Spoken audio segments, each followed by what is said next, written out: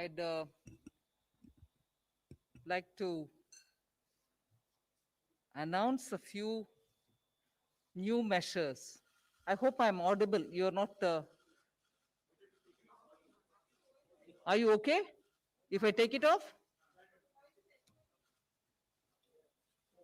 You're okay? Thank you. Um, Today, of course, we are making a few announcements, which you may call as the next step in the series of stimulus announcements that we've been making. But before doing that, I wish to give a picture of the economy as it stands now, and also give you a picture of the various progress that we've made in the Atmanirbhar announcements that we've made over the months. So first, the state of the economy, there is definitely a strong recovery seen that is emerging. Active cases of COVID have declined from 10 lakhs to 4.89 lakhs. And the case fatality rate has also come down. It is at 1.47 as it stands now, 1.47%. If I move over to talking about the economy, you're aware in the last 10, 15 days, there have been quite a few measures and steps and indicators which have shown that the recovery is happening and distinctly clearly happening.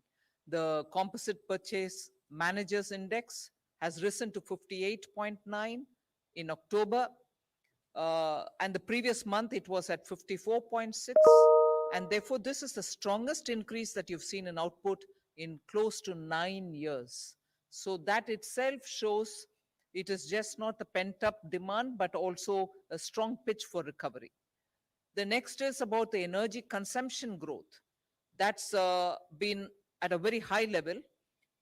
If you look at year-on-year comparison, it's at 12%, October to October, 20, 21.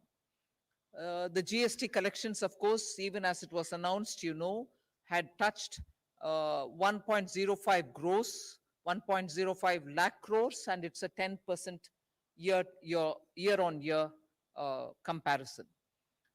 Daily railway freight tonnage also has grown by 20% year-on-year. And if you were to look at the previous week comparison, we are taking it that it is year-on-year 12% was the figure earlier. Bank credit, which most often we have this little worry that credit flow is slowed, but I would like to say here, bank credit year-on-year growth improved by 5.1% as of 23rd October 2020. Of course, markets, you're watching, markets are at record high. Record market capitalization is happening. Net investments, FPIs, is positive. And the reserves like never before of foreign exchange is at 560 billion US dollars. Now, you also know that the RBI has now announced that it will come out with a monthly report of how the economy is moving. And the first of such series of monthly reports, it used to give us reports even earlier, but now looking at the economy, they are giving us this monthly report, which predicts a strong return to proper growth of the Indian economy, to positive growth. And in Q3 itself, the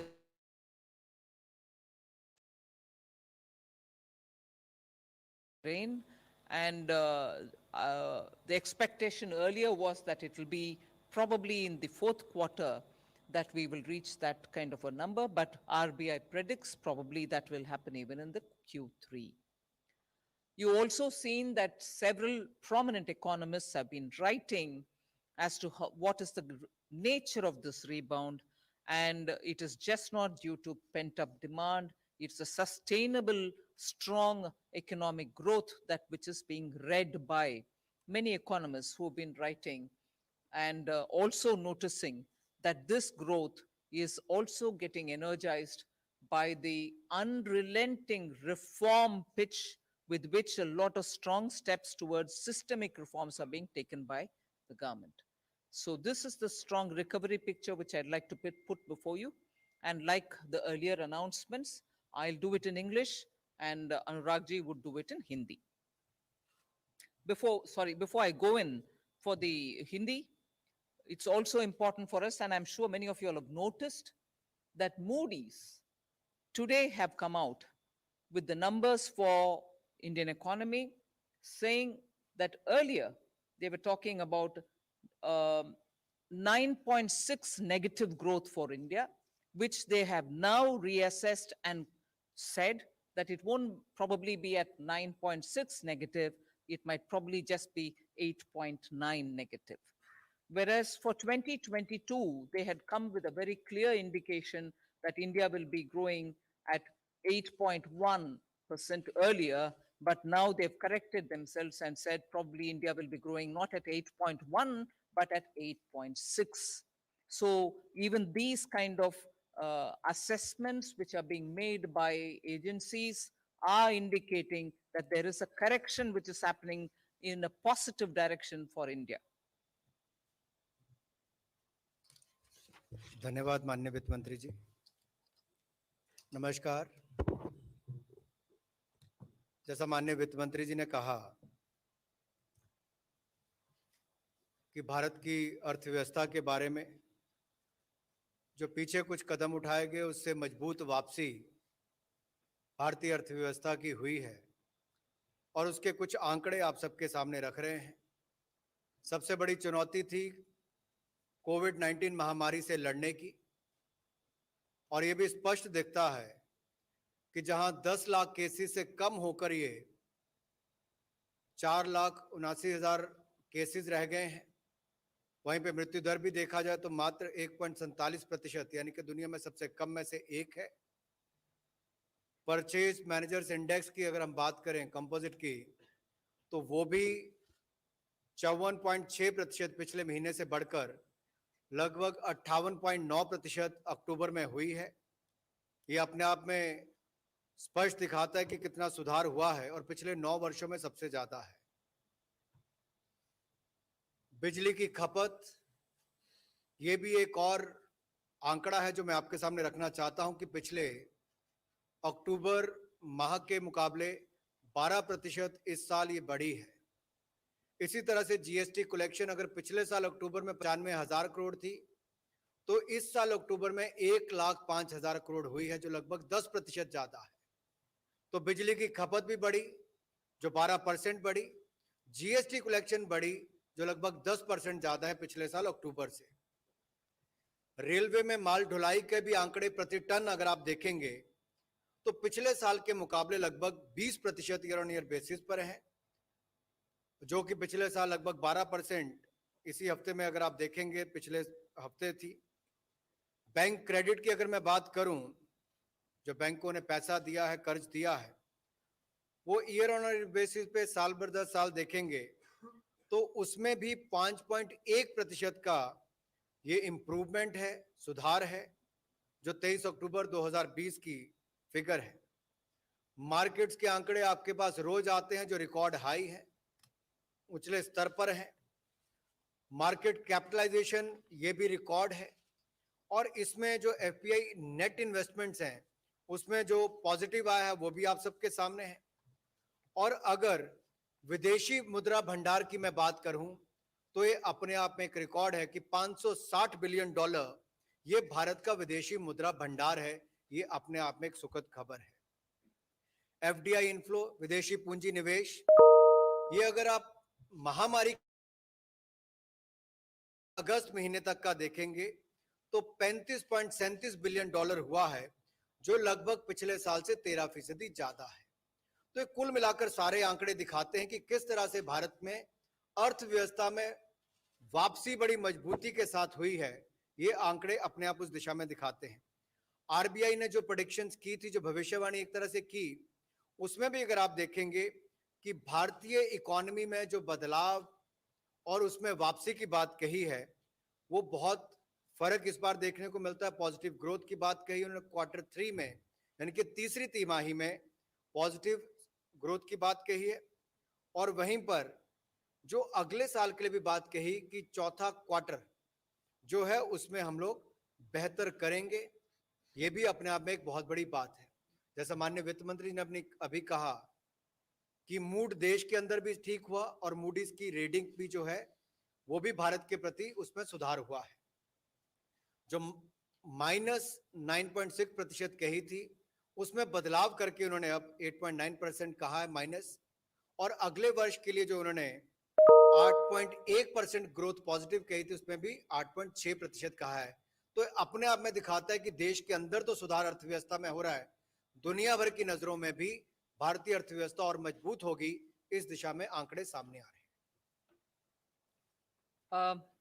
I now go to telling you about on some selected announcements made during Atmanirbhar Bharat Abhiyan, the progress, so that you know that there is a continuity with which we are coming up with the announcements. And I call them under Atmanirbhar Bharat Abhiyan 1.0 and Atmanirbhar Bharat Abhiyan 2.0. Now, under 1.0, there are 3 slides with which I explain the progress in some of the items. What are those some? Why should it be only some?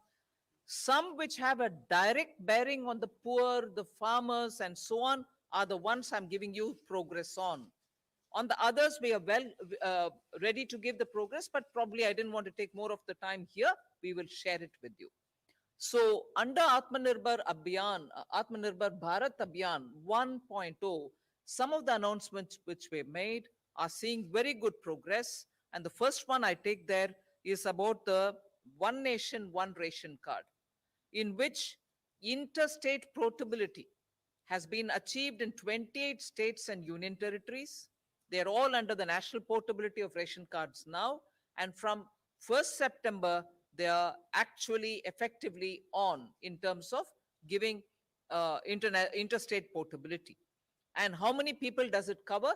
68.6 crore beneficiaries are now opting for lifting their food grains from any of the FPS stores of their choice in any of the 28 states or union territories.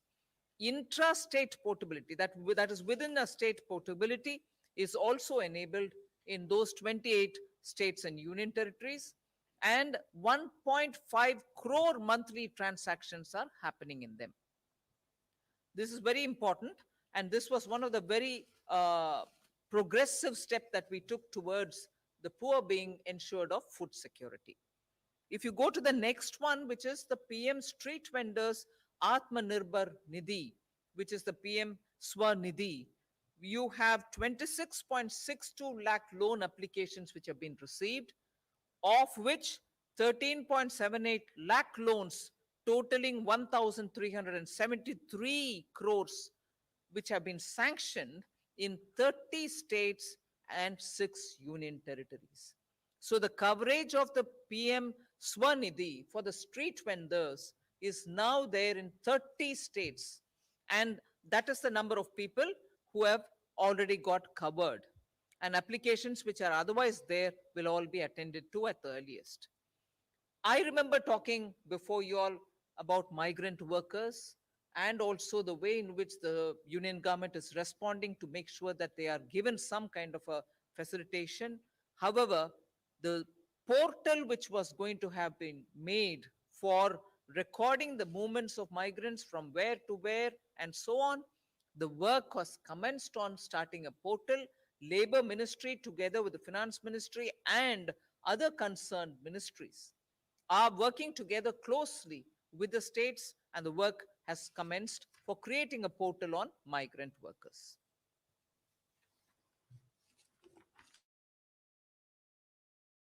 अभियान के अंतर्गत सबसे पहले प्रावधान किया गया था अन्न और धन की कोई कमी ना आए, और उसी दिशा में माननीय वित्त मंत्री जी ने उस समय भी एक घोषणा की थी कि एक देश एक बाजार की तर्ज पर एक देश एक राशन कार्ड, इस दिशा में भी हम आगे बढ़ेंगे। राज्यों को कहा था कि अपने यहाँ पर लागू करें, और हमें कहते हुए प्रसन्नता हो रही है कि 28 राज्यों में और यूनियन टेरिटरीज में इसको लागू कर दिया गया है। 1 सितंबर 2020 से। इसमें लगभग 68.6 करोड़ बेनिफिशरीज, यानी कि 68 करोड़ 6 लाख से ज्यादा बेनिफिशरीज को, लाभार्थियों को इसका लाभ मिला है, जिनके पास अब ये प्रावधान होगा कि वो एक राज्य के बजाय दूसरे राज्य में भी जाएंगे तो वहां जाकर फेयर प्राइस शॉप से, यानी कि राशन डिपो से राशन ले सकते हैं। तो मजदूर जो प्रवासी है वो केवल अपने घर, अपने गांव में ही डिपो से राशन लेने के बजाय अब जहां पर भी काम करने जाएगा वहां पर राशन ले सकता है। ये सुविधा भी उसको दी है। और एक इंटरस्टेट पोर्टेबिलिटी की जब हम बात करते हैं, इसमें 28 राज्य और यूनियन टेरिटरीज की जब मैं बात कर रहा हूं तो इसमें लगभग 1.5 करोड़ ट्रांजैक्शंस प्रति माह हो रही है। इससे भी पता चलता है कि किस तरह से इसको बल मिला है और आगे इसका लाभ भी मिलेगा।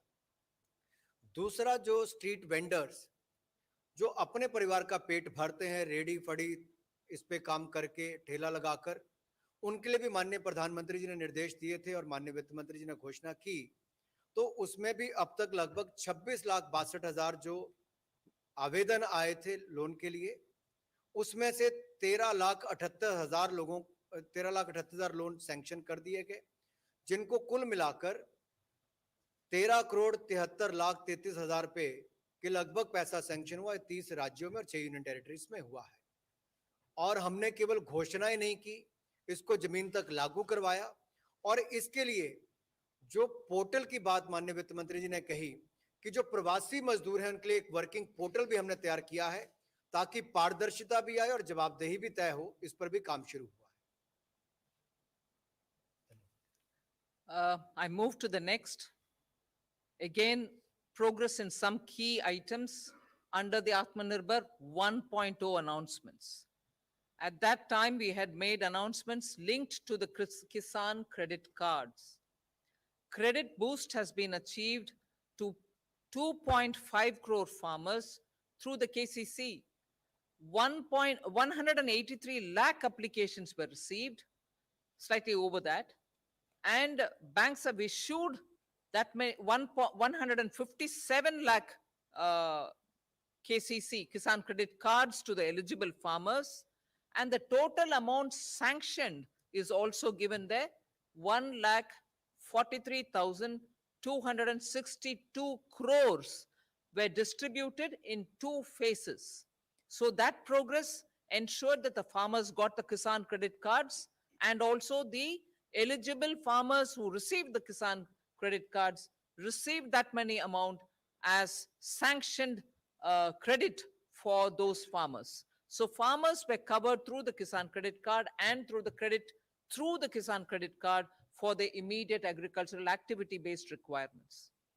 Similarly, we announced a Matsya Sampada Yojana, and in that 21 states have sent the proposals. They've also received the money and sanctioned 1,681 crores for the fishermen who were to be covered under Matsya Sampada Yojana. A third item which I would want to put here is also for the farmers. At that time, we were still talking about the Kharif crop and also harvest of Kharif. We were somewhere between. But in anticipation of the Rabi, we said we will give over and above the BE 25,000 crores, which will be distributed to the farmers so that their preparation for Rabi, preparation for sowing for Rabi will all be facilitated. I'm happy to say 25,000 crores have been distributed of that additional amount over and above the BE through the NABARD for that purpose. So मजदूर के बाद किसान की बात, और कृषि के लिए और किसान के लिए तो माननीय प्रधानमंत्री जी ने 2014 में ही कृषि मंत्रालय के साथ किसान कल्याण मंत्रालय नाम भी दिया था। बहुत सारे कदम पिछले कुछ महीनों में उठाए गए हैं और जिसमें एक घोषणा माननीय वित्त मंत्री जी ने उस समय की थी, 2.5 करोड़ फार्मर्स को नए किसान क्रेडिट कार्ड देकर, और आज बताते हुए प्रसन्नता हो रही है कि अब तक लगभग 1,83,14,000 से ज्यादा एप्लीकेशंस जो रिसीव की गई हैं, उसमें बैंकों ने 1,57,44,000 से ज्यादा किसान क्रेडिट कार्ड को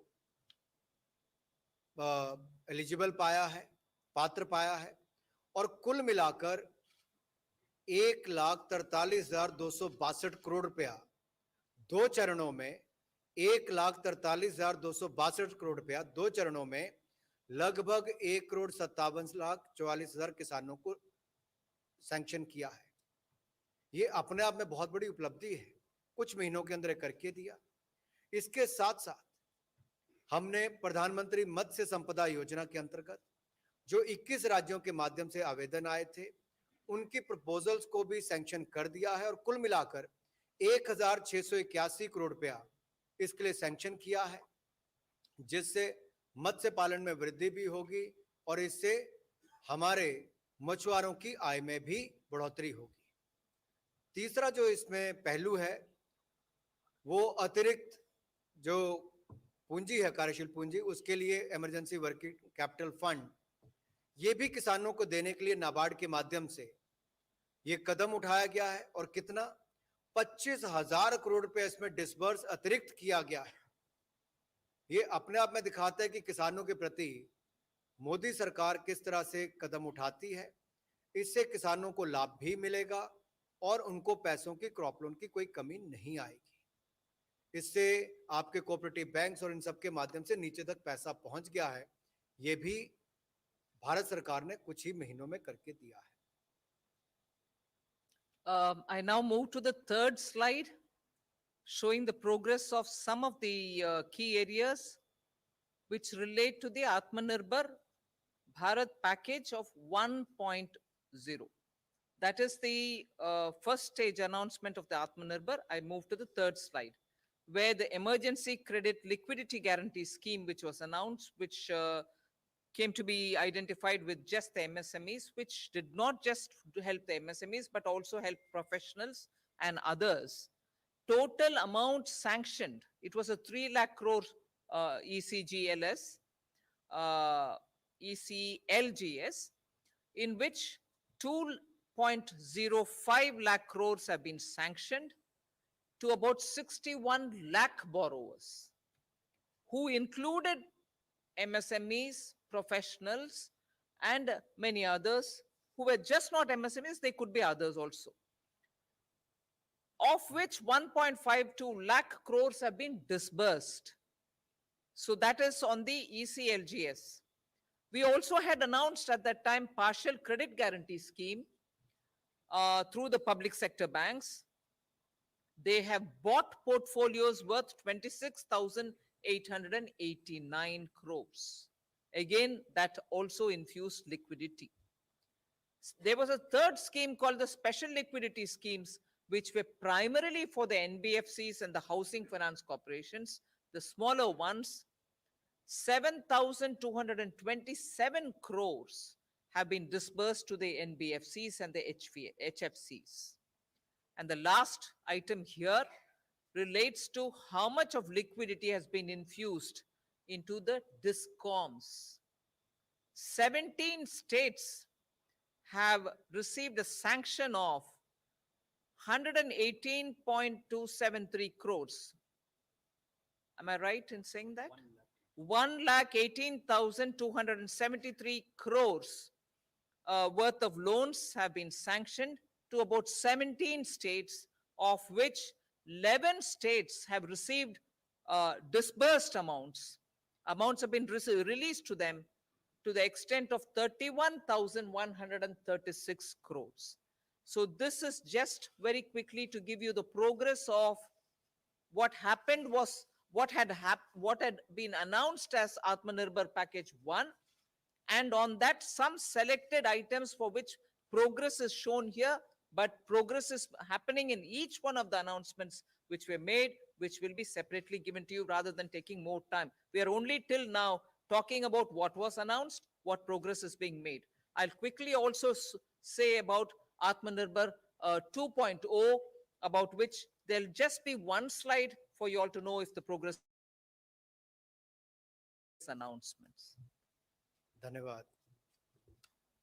emergency credit line guarantee scheme जो मध्यम सूक्ष्म लघु कुटीर उद्योग के लिए इनिशियली लॉन्च की थी और बाद में बाकियों के लिए भी, प्रोफेशनल से लेके बाकी वर्गों के लिए उसको खोला गया। ये बताते हुए प्रसन्नता होती है कि 61 लाख लोगों ने इसका लाभ उठाया है, अकाउंट होल्डर्स ने, और जिसमें लगभग 2,05,000 करोड़ रुपया सैंक्शन किया गया है और वितरित किया गया, वो भी 1,52,000 करोड़ रुपया इसमें वितरित किया गया। ये मात्र चंद महीनों के अंदर उद्योगों को मदद करने के लिए 20% अतिरिक्त कार्यशील पूंजी देने का काम बीड़ा जो भारत सरकार ने उठाया था, उसकी रिपोर्टिंग हम आपको कर रहे हैं।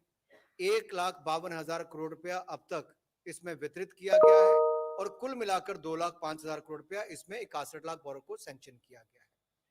आगे पार्शियल क्रेडिट गारंटी स्कीम 2.0 में पब्लिक सेक्टर बैंक्स ने लगभग 26,890 करोड़ रुपए के पोर्टफोलियो लिए हैं और स्पेशल लिक्विडिटी स्कीम के अंतर्गत एनबीएफसी और हाउसिंग फाइनेंस कॉर्पोरेशन कंपनीज ने 7,227 करोड़ रुपया भी वितरित किया है, जो अपने आप में आपको दिखता होगा कि हाउसिंग के क्षेत्र में किस तरह से पिछले कुछ महीनों में एक बड़ा बदलाव, एक सकारात्मक रुख देखने को मिला है। लोगों ने घर खरीदने से लेकर आगे तक भी काम करना शुरू किया है।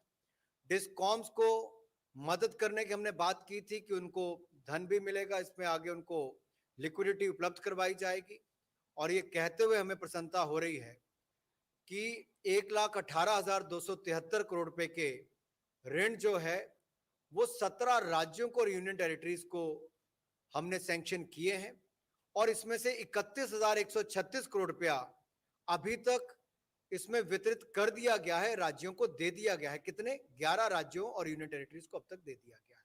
ये अब तक का 3 पहलू जो बताए गए, मजदूर और गरीब पहला चरण, दूसरा किसान और मछुआरा, और तीसरा व्यापारी और डिस्कॉम्स, इस तक के लिए हमने आपको बात कही है। I move to Atmanirbhar Bharat 2.0. Just one slide to show you the progress there. We had made these announcements on 12th of October, largely talking about the festival advance, which was going to be given as a actual breakaway from the recommendations of the pay commission.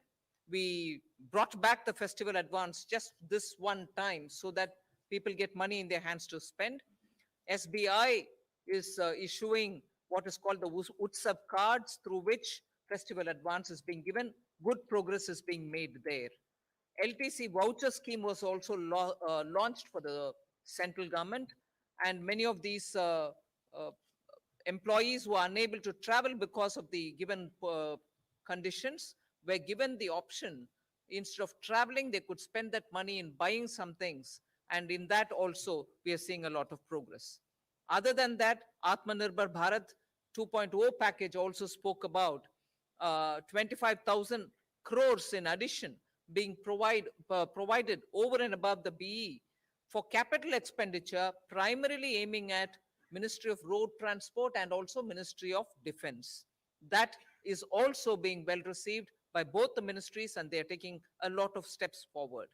And the last one, which I'll refer here, is 11 states have been sanctioned 3,621 crores as interest-free loans towards capital expenditure. You'll remember that we had announced this. 11 states have already taken 3,621 crores. Just 1 minute here. I want to give an additional input that this 3,621 crores is not inclusive of what Bihar proposes to do, because Bihar was going through the election code of conduct and other things. They had not said. You may add another about 450 crores to that amount, which will be spent by Bihar for its own capital expenditure. Over and above this, which I think we have not mentioned here, which is only right that we have not mentioned it here, is income tax refunds, which even then I did say, and even now I'm saying, that is people's own money, taxpayers' own money. But why am I including it saying here? Refunds have gone in a big way to the people, because in time, if they get the money, the refund, it will 2,800 crores have gone as refunds to nearly 39.7 lakh assessees. It's their money. I'm not making a claim to that. But refund, instead of sitting with us for whatever reason, which is not right, without any delay, has been given to the tax assessees in time. 1,32,800 crores. आत्मनिर्भर भारत 2.0 इसकी घोषणा 12 अक्टूबर को की गई थी, जिसमें 14वें वित्त आयोग में जो सुविधा नहीं थी कि आपको किसी त्योहारों के समय एडवांस देना है, उसमें भी एक बार के लिए छूट देकर फेस्टिवल एडवांस देने की शुरुआत की और एलटीसी वाउचर स्कीम लेकर आए थे। उसमें भी बहुत प्रगति हुई है और एसबीआई ने उत्सव कार्ड लॉन्च किया है, जिसका सरकारी कर्मचारी लाभ उठा रहे हैं। इसके अलावा पूंजीगत व्यय के लिए 25,000 करोड़ रुपया सड़क परिवहन मंत्रालय को और रक्षा मंत्रालय को दिया गया है, जिसपे भी आगे बहुत अच्छे कदम उठाए गए हैं। ये भी एक उस दिशा में काम किया गया था। इसके अलावा जो 11 राज्यों को 3,621 करोड़ रुपया बगैर ब्याज के ऋण दिया गया है, ताकि वो अपना कैपिटल एक्सपेंडिचर कर सकें, पूंजीगत व्यय कर सकें। ये 11 राज्यों को अब तक दिया जा चुका है। बिहार क्योंकि चुनाव में था, इसलिए उनका निर्णय इसके बाद आएगा, लेकिन कुल मिलाकर इसमें भी सभी राज्यों को बहुत लाभ मिलेगा और इसका लाभ भी उनको मिलेगा। जैसा माननीय वित्त मंत्री जी ने कहा कि इनकम टैक्स रिफंड है तो जनता का पैसा, करदाताओं का पैसा, लेकिन इस महामारी के समय उनको सही समय पर या समय से पहले वो पैसा मिले, तो लगभग 1,32,800 करोड़ रुपया अब तक 39,70,000 लोगों को ये पैसा वापस मिल चुका है। 1,32,800 करोड़ रुपया। तो ये अपने आप में एक इनकम टैक्स डिपार्टमेंट ने अपनी ओर से तेजी से काम किया है, ताकि लोगों के पास धन की कमी ना हो। I now move to today's announcements. There are 12 different things that we want to announce. You may want to refer to it as Atmanirbhar 3.0. I first start with the first announcement, which is Atmanirbhar Bharat Rozgar Yojana. I have 3 slides on it. This Prime Minister Rozgar Protsahan Yojana is something which all of you all already know. It exists. It was implemented up to 31/3/2019. It had covered all sectors, beginning textiles, and then it was expected to run 3 years. It is running for 3 years. So even if somebody joined the scheme on 31/3/2019, they would be covered under that existing scheme for another, from then 3 years. It is still active.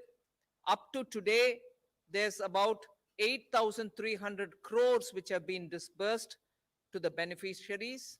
And there are about 1,52,899 establishments which are covering that many number of 1,21,69,000 odd beneficiaries under the PM Rozgar Protsahan Yojana, which is an existing Yojana. The new scheme, which we are now calling as Atmanirbhar Bharat Rozgar Yojana, is being launched so that we incentivize creation of new employment opportunities so that the recovery phase benefits from it. What does this mean? It means that every EPFO registered establishment, those registered establishment, if they take new employees who never were covered by EPFO earlier, if they take them on, or if they bring in employees who had lost their jobs between 1st March 2020 and 30th September 2020, even they will be counted as new employees, although they may have an EPFO number earlier. Both will benefit from this. I'll go back to saying, go to the next slide, but not now. Next slide. If I do, when I move over to that, I'll explain as to what kind of benefit will be given. But EPFO registered organizations, if they bring in new employee have an EPFO number earlier, or new employee being those who lost the job between 1st March and 30th September of this year will all be counted as new employee who join or who get recruited by EPFO registered organization. They will get some benefits. The benefits I'll explain in a minute, but this is the new scheme which we are launching now. And, आज sorry, this will be effective from 1st October 2020. So EPFO registered organizations which recruit new employees from 1st October will be covered. They will be covered for the next 2 years. The earlier scheme covered for 3 years. Now it will cover for 2 years. आज की घोषणाओं में लगभग 12 ऐसी घोषणाएं की जाएंगी और इसमें सबसे पहले तो आत्मनिर्भर भारत रोजगार योजना, इस पर मैं कुछ प्रकाश डालना चाहूंगा। अगर आप देखें प्रधानमंत्री रोजगार प्रोत्साहन योजना में जो 31 मार्च 2019 तक लागू की गई थी और इसमें प्रयास ये था कि लोगों को संगठित क्षेत्र में लेकर आए और नया रोजगार भी इससे उत्पन्न हो। इसमें कुल मिलाकर अब तक 8,300 करोड़ रुपए के बेनिफिट लगभग 1,52,899 संस्थाओं को मिले और जिसमें कुल मिलाकर 1,21,69,960 बेनिफिशरीज यानी कि लाभार्थी उसके अंतर्गत आए। सो प्रधानमंत्री रोजगार प्रोत्साहन योजना के अंतर्गत 1,21,69,960 लाभार्थियों को लाभ मिला है, जो 1,52,899 संस्थाओं में काम करते थे और इनको कुल मिलाकर 8,300 करोड़ रुपए के लाभ मिले हैं। अब नई स्कीम जो है वो आत्मनिर्भर भारत रोजगार योजना लॉन्च की गई है।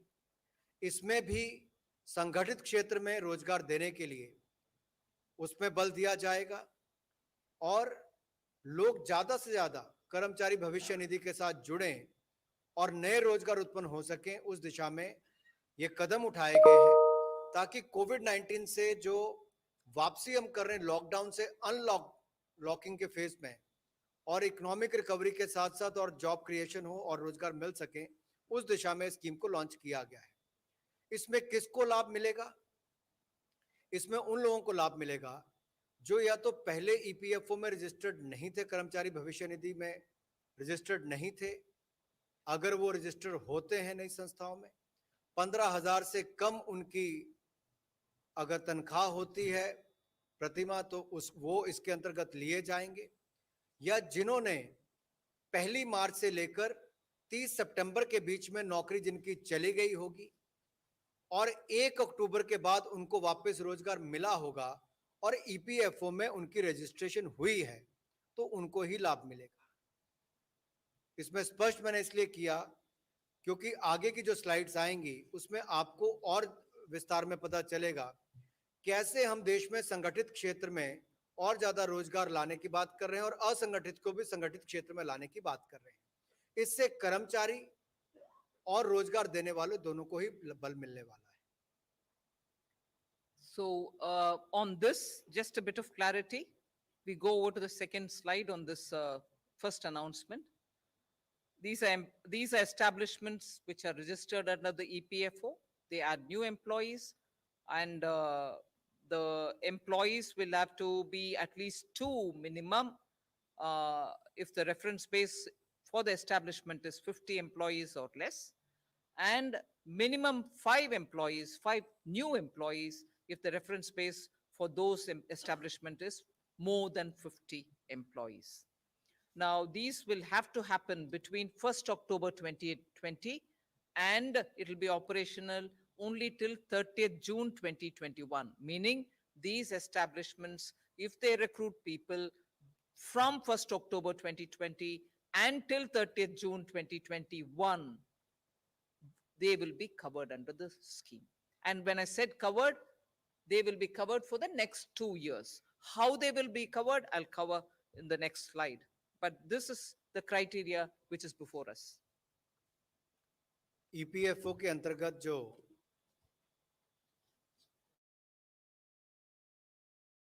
अगर वो नए एम्प्लॉयमेंट देती हैं तो उनको इसका लाभ मिल पाएगा। और इसका रेफरेंस जो है, जो हमने बेस एम्प्लॉयज का लेना है कि कब से लेना है, तो सितंबर 2020 को उसको लिया जाएगा। और किनको लाभ मिलेगा? मान लीजिए कोई संस्था जिसके 50 से कम एम्प्लॉय हैं, अगर वो 2 से ज्यादा लोगों को नए रोजगार देती है और वो ईपीएफओ रजिस्टर होते हैं तो उनको इसका लाभ मिलेगा। और जो संस्थाएं जिनके 50 से ज्यादा कर्मचारी हैं, उनको कम से कम 5 नए कर्मचारी रखने पड़ेंगे ताकि वो इसको लाभ मिल पाए। और इसका जो दूसरा पक्ष ये भी है, जो ईपीएफओ के अंतर्गत रजिस्टर्ड संस्थाएं हैं उसको ही इसका लाभ मिलेगा, जो नहीं है उनको रजिस्टर करवाना पड़ेगा ताकि उनके जो नए एम्प्लॉइज हैं उनको इसका लाभ मिल सके।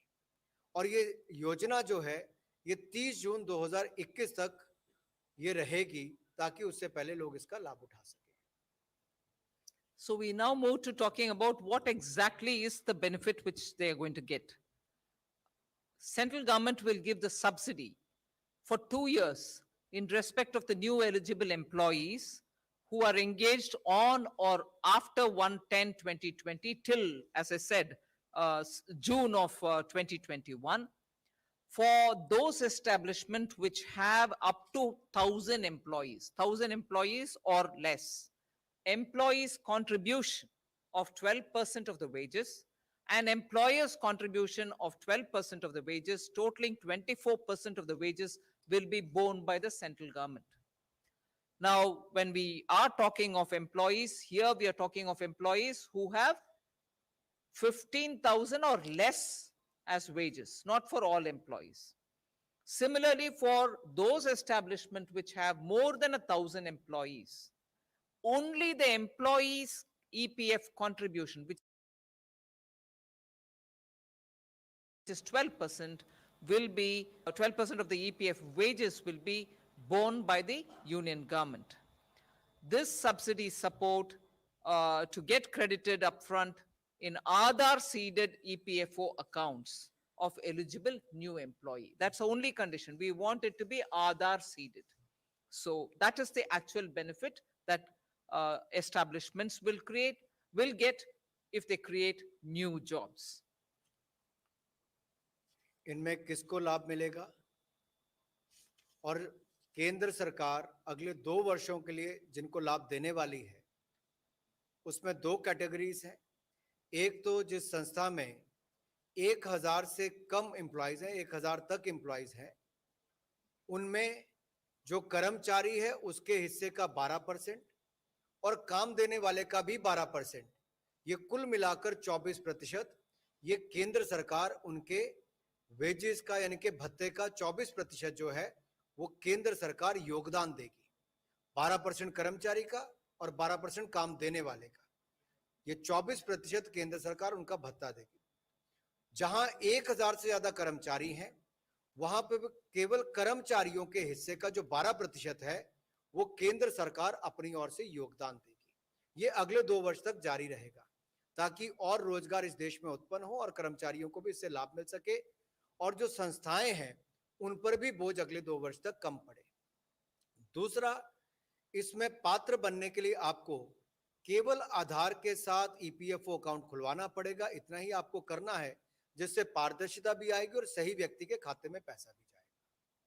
The one factoid which I like to give about this is that those companies or establishments which are employing up to 1,000 people, 1,000 or less, probably will be 95% or slightly over 95% of all establishments which will get covered under this.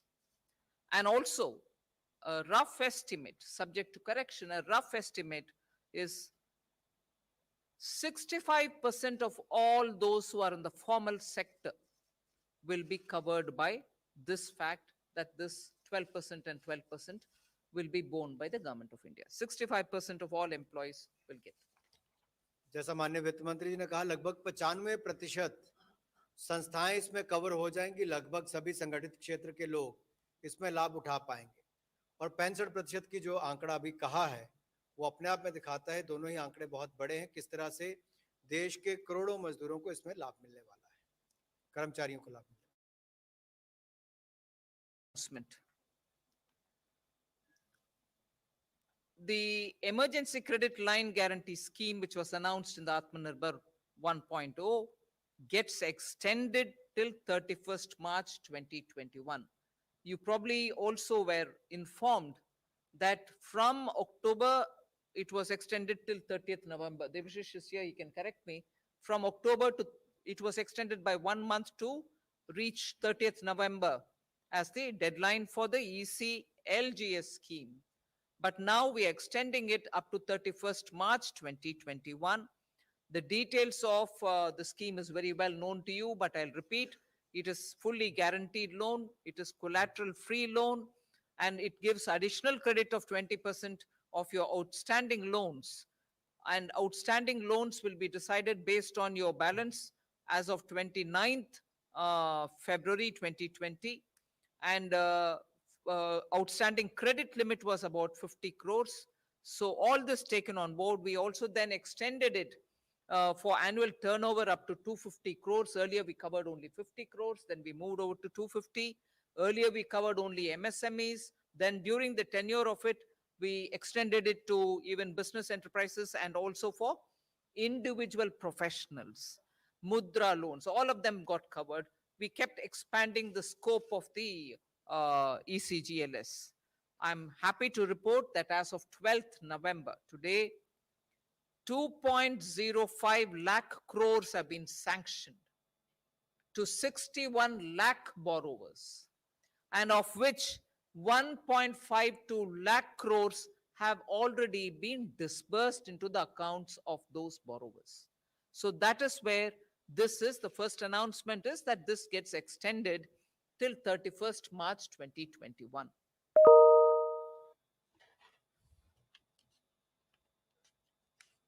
Emergency credit line guarantee scheme जो प्रमुखता से शुरुआत में मध्यम सूक्ष्म लघु कुटीर उद्योग के लिए शुरू की गई थी, जहां पर 20% अतिरिक्त कार्यशील पूंजी देने की बात कही गई थी और उसमें कोई भी कोलेट्रल नहीं देनी थी, ना ही कोई गारंटी देनी थी। भारत सरकार के एक तरह से गारंटी पर ये पैसा बैंकों को आगे देना था। सो ये अतिरिक्त कार्यशील पूंजी जो 20% हमने देनी थी, वो 29 फरवरी 2020 के जो आउटस्टैंडिंग लोन थे उसको देखकर बेस मानकर उसको दिया जाना था। और इसमें जो क्रेडिट था वो लगभग 50 करोड़ रुपए तक वालों के लिए और 250 करोड़ रुपए की जो इसकी वार्षिक टर्नओवर होगी उसके लिए इसके अंतर्गत आना था। इसमें अब इसको बढ़ाकर 31 मार्च 2021 तक कर दिया गया है ताकि और लोग इसका लाभ उठा सकें। और इसमें पात्र कौन होंगे? जो मध्यम सूक्ष्म लघु कुटीर उद्योग है उनको, बिजनेस एंटरप्राइजेस हैं वो, कोई व्यक्ति है उसको लेना है, कोई प्रोफेशनल है उसको, ये सारे उसमें हमने कवर किए थे। यहां तक कि मुद्रा के अंतर्गत जिन्होंने लोन लिया था उनको भी इसमें पात्र बनाया गया था। अब ये 31 मार्च 2021 तक इसको बढ़ाया गया है ताकि और लोग इसका लाभ उठा सकें। अब तक इसकी परफॉर्मेंस जो है वो अपने आप में बहुत अच्छी रही है। 61 लाख के लगभग कर्जा लेने वालों को 2,05,000 करोड़ रुपया इसमें सैंक्शन किया गया है और इसमें कुल मिलाकर 1,52,000 करोड़ रुपया वितरित भी किया गया, जो अपने आप में महामारी के समय एक बहुत बड़ी राहत बनकर देश के व्यापारियों के काम आया। I come to the next announcement, which is I'm linking it with the extension of date of the ECLGS.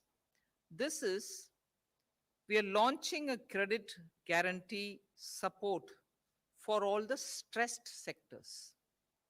This was part of what was recognized by the Kamath Committee, which looked at the various sectors which are stressed as a result of the pandemic.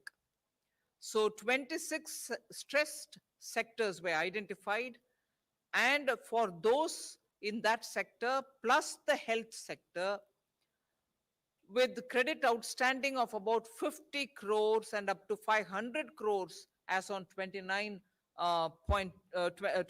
February 2020, this scheme will be extended.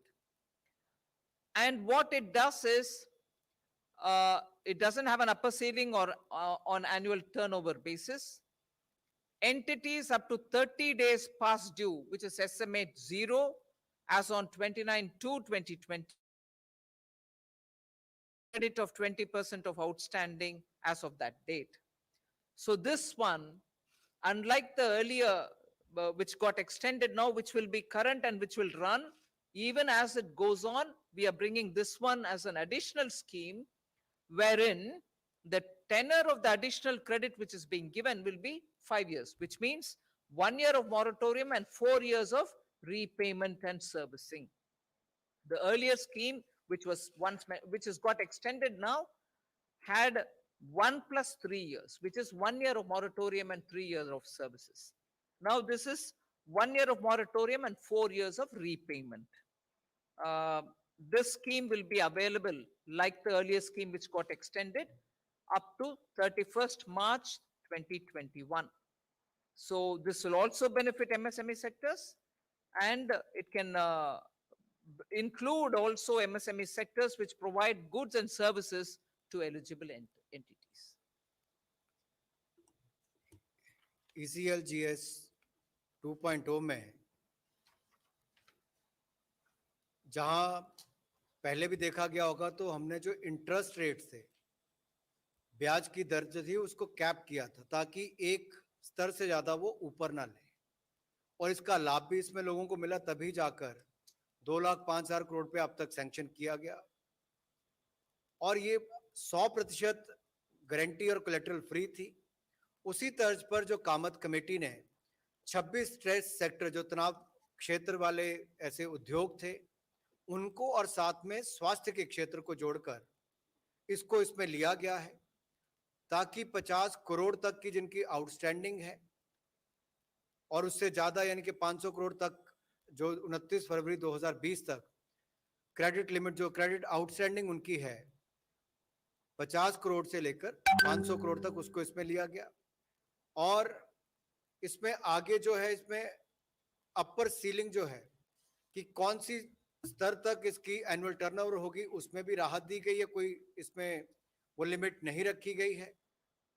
और इसमें जो SMA-0 है, SMA-0, इसमें भी entities जो है उसको 30 दिन उसके बाद तक का समय दिया गया है, ताकि 29 फरवरी 2020 तक का इसको लिया जाए। इसमें अतिरिक्त जो क्रेडिट है, जो कर्ज आपको मिलेगा, वो लगभग 20% मिलेगा। ये सब उसका हिस्सा है। लेकिन जो एक और बड़ी बात इसके आगे है, इसमें जो अतिरिक्त आपके जो कार्यशील पूंजी आपको मिल रही है, उसमें मूलधन चुकाने के लिए भी आपको कुल 5 साल का समय मिल रहा है, जिसमें 1 साल का तो मॉरेटोरियम पीरियड मिल रहा है, इसके अलावा 1+4 इयर्स जो इसमें है, इसमें उसका लाभ मिल रहा है आपको। तो एक इसमें इसकी घोषणा की गई है, और ये स्कीम जो है 31 मार्च 2021 तक रहेगी। और ECLGS 2.0 जो है, एक बड़ी राहत लेकर स्टेट सेक्टर्स के लिए आई है, जिससे इनकी मदद मिल पाएगी, ताकि अपनी लायबिलिटी जो है उसको पूरा कर सके।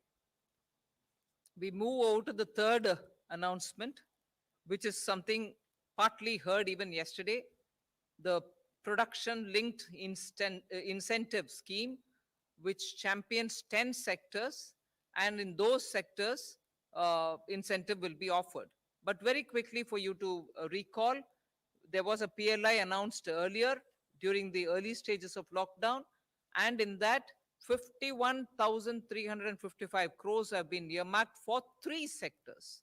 This is now 10 sectors, but earlier it was 3 sectors, of which the mobile manufacturing and some specified electronic components received 40,995 crores. Then the key starting materials, which is for the pharmaceutical and the APIs, at the cost of 6,940 crores, and the manufacturing of medical devices at 3,420 crores was the first announcement of the earlier PLI, which covered three sectors. Now the new one, which you got to know yesterday after the cabinet approved it, covers 10 such sectors, 10 more such sectors, three already being given. Now, they will also benefit from a productivity linked incentive scheme. Yesterday, when I met you all, I had very clearly said that's part of the Atmanirbhar. It covers sunrise sectors, it covers labor intensive sectors, and it also covers those sectors through which India hopes to link with the global value chain, and therefore very outward looking, very exports and bringing investment and manufacturing to India. So 10 new sectors are being added. This will, I hope, get a big boost for the Indian economy, and domestic employment also will increase because of that. ये अगली घोषणा जो है वो आत्मनिर्भर भारत बनाने के लिए और विशेष तौर पर मैन्युफैक्चरिंग को बल देने के लिए प्रोडक्शन लिंक इंसेंटिव स्कीम के लिए है, जिसमें 10 चैंपियन सेक्टर को चुना गया है और इसमें लगभग 1,46,000 करोड़ रुपए का लाभ मिलेगा, इंसेंटिव दिए जाएंगे। भारत सरकार ने इससे पहले 3 क्षेत्रों में प्रोडक्शन लिंक इंसेंटिव स्कीम को लॉन्च किया था, जिसमें कुल मिलाकर 51,355 करोड़ रुपया खर्च आएगा। अगर आपको याद होगा तो मोबाइल मैन्युफैक्चरिंग और स्पेसिफाइड इलेक्ट्रॉनिक कंपोनेंट्स की जब हम बात करते हैं, ज्यादातर विदेशों से मोबाइल बनकर आते थे, लेकिन अब भारत में ही मोबाइल बने और इसके कंपोनेंट्स भी यहीं पर बने। इसके लिए 40,995 करोड़ रुपए का उसमें प्रावधान, और जो दवाइयां हैं जिसकी पूर्ति पूरी दुनिया भर के लिए भारत ने कोविड के समय भी कुछ क्षेत्रों में करने का काम किया, कुछ ऐसे क्षेत्र जहां पर भारत ने बहुत अच्छा कदम उठाए हैं, वहां पर रॉ मटेरियल जो है वो अभी भी बाहर से आता था, तो रॉ मटेरियल भी हिंदुस्तान में ही बने। उसके लिए जो क्रिटिकल हमारे कुछ ऐसे सेक्टर्स हैं जहां पर की स्टार्टिंग मटेरियल्स हैं, जिसको हम एपीआई एक्टिव फार्मास्यूटिकल इंग्रेडिएंट्स कहते हैं, उसके लिए विशेष तौर पर 6,940 करोड़ रुपए की योजना लेकर आए हैं, ताकि दवाई तो बनाए ही, लेकिन दवाई बनाने के लिए भी जो आपको रॉ मटेरियल चाहिए वो भी भारत में ही बने, उसके लिए इसमें बल मिलेगा। इसके अलावा कोविड के समय भी हमने देखा कि जांच करने के लिए लेबोरेटरीज हो, टेस्टिंग किट्स हो, बाकी सब, इसकी बहुत बड़ी मात्रा में रिक्वायरमेंट रहती है। ये या वैसे भी स्वास्थ्य के क्षेत्र में मेडिकल डिवाइसेस और डायग्नोस्टिक, इसके लिए भी आपके मैन्युफैक्चरिंग सेंटर्स यहां पर बने, उसके लिए 3,420 करोड़ रुपए का प्रावधान इसके अंतर्गत किया गया है। 10 कुल मिलाकर चैंपियन सेक्टर्स चुने गए हैं, जिसको हम अगली स्लाइड्स में बताएंगे, ताकि उनको प्रोडक्शन लिंक इंसेंटिव स्कीम में जोड़ा जाए। भारत इस प्रतिस्पर्धा में दुनिया भर में आगे बढ़ सके, हमारी कंपनी जो है वो उच्च क्वालिटी के प्रोडक्ट्स को बना भी सकें और कम कीमत पर भी बना सकें, इसलिए हम अपनी कंपनीज को उस काबिल बनाने के लिए इसके साथ जोड़ रहे हैं। इससे हमारी अर्थव्यवस्था को भी बल मिलेगा और स्थानीय जो डोमेस्टिक मैन्युफैक्चरिंग है और एम्प्लॉयमेंट जो है, इन दोनों को ही इसमें बल मिलेगा और रोजगार भी उत्पन्न होगा। The next slide will show you those 10 sectors, which I think even yesterday was shared with you. It totals to 1,45,980 crores, which will be the earmarked amount for the next 5 years, Somnathan, for next 5 years. And you can see the spread of the sectors which we are talking about. I don't need to go into greater details on it, but the figures are there before you, and it will also be shared with you. We go to the fourth announcement, which pertains to PM Awas Yojana Urban, where a lot of measures have been taken in the past several months for the revival of housing and real estate sector. And these measures have all contributed to a good recovery. Today, many of you all have covered in your own respective newspapers and the media which you talk about, in which you're talking about how the real estate is seeing a good lot of movement. And I'm glad to say that different schemes which were launched are receiving good traction. There was this since the early part of this year, there was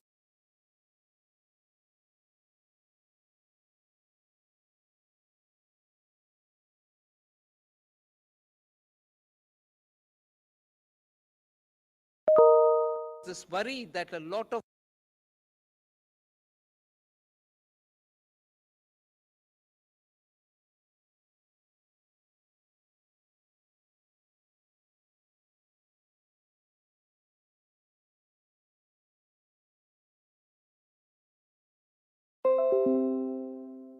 over and above the budget estimate which was mentioned in the 2020-21 budget under the PM Awas Yojana, particularly for the urban areas, and this extra budgetary resource being provided will help 12 lakh houses to be grounded and 18 lakh houses will get completed as a result. So 8,000 crores will be provided even in this year. 8,000 crore, this is over and above the 8,000 crores which was mentioned in the BE, which is 8,000 crores. We are now giving 18,000 crores in order that 12 lakh houses can be grounded and 18 lakh houses can be completed. What we expect out of it is additional jobs to the extent of 78 lakhs will be created.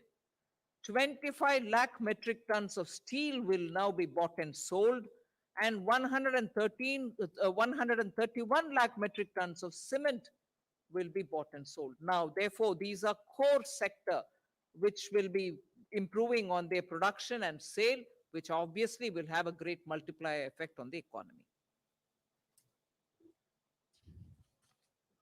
माननीय प्रधानमंत्री जी का सपना है कि हर गरीब के पास अपना पक्का मकान हो और 2022 तक हर गरीब के पास पक्का मकान होगा, और इसी के चलते प्रधानमंत्री आवास योजना शहरी के लिए विशेष तौर पर कदम उठाने जा रहे हैं। जो बजट में प्रावधान किया गया था इस वर्ष, उसके अतिरिक्त लगभग 18,000 करोड़ रुपए अतिरिक्त व्यय करने का इसमें प्रावधान किया गया है, और इसमें 8,000 करोड़ जो पहले प्रावधान था उसके अतिरिक्त ये बड़ी घोषणा है, उस दिशा में कदम उठाए गए हैं। इसमें कुल मिलाकर 12 लाख घरों को स्थापित करने के लिए और 18 लाख घरों को पूरा करने के लिए ये कदम उठाए गए हैं। इससे बहुत बड़ा लाभ देश के गरीब को, शहरों में रहने वालों को मिलेगा। इसमें कुल मिलाकर 78 लाख से ज्यादा रोजगार के अवसर पैदा होंगे। 25 लाख मीट्रिक टन स्टील और 131 लाख मीट्रिक टन सीमेंट का उपयोग होगा, और साथ में और जुड़ी हुई वस्तुओं को भी देखा जाए तो कुल मिलाकर बाजार में एक डिमांड क्रिएट होगी। ये कदम है उस दिशा में जहां पर गरीब को बल मिल सके और पक्का मकान मिल सके। इससे पहले भी हमने जो कदम उठाए वो हाउसिंग के क्षेत्र में बहुत बड़े कदम थे, जैसे स्वामी, इसके अंतर्गत 135 प्रोजेक्ट को पूरा करने के लिए 13,200 करोड़ रुपए का प्रावधान किया गया। इसमें क्या होगा, 87,000 ऐसे घर जो और फ्लैट रुके हुए थे बनने के लिए, वो पूरे हो जाएंगे। गरीब को मकान मिल जाएगा, और जो घर बनाने वाली कंपनियां थी जो रुकी हुई थी, उनको पैसा मिलकर वो भी पूरा करके लोगों को उनके घर दे पाएंगे। इससे इंडस्ट्री को भी लाभ मिलता है, कंजम्पशन बढ़ती है, और वहीं पर दूसरी ओर घरों को भी पूरा करने के लाभ मिल पा रहे हैं। तो कुल मिलाकर 18,000 करोड़ रुपए का अतिरिक्त व्यय प्रधानमंत्री आवास योजना शहरी में किया जाएगा, इसका प्रावधान किया गया है। We move to the fifth announcement of today.